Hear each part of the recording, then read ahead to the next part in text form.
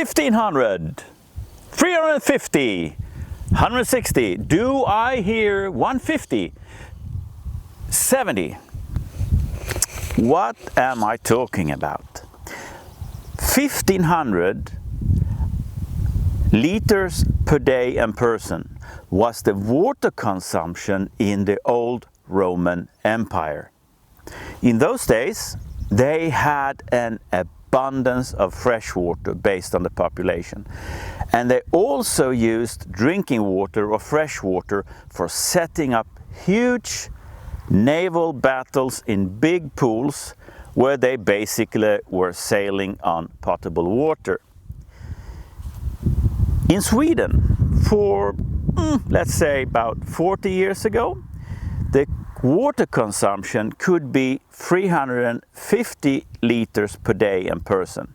Now, you ask yourself, is that much or is it still high compared to the number 1500? Well, then we have to move forward to maybe, well, 5-10 years ago, where the average water consumption here in Sweden was 160 liters per person a day. And using 350 liters per person a day also included industry.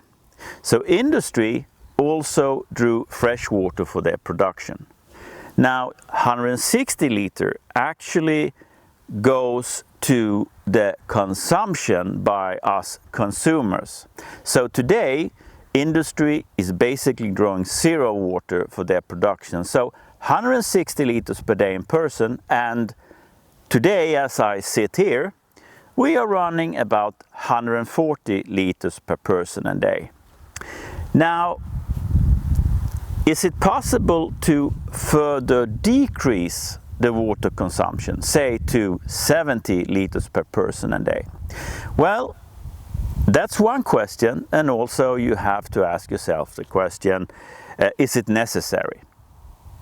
So in the next video, we are going to talk about where the water can come from, or more correctly, where the fresh water and drinking water can come from. Also, is it necessary to have a low drinking water consumption?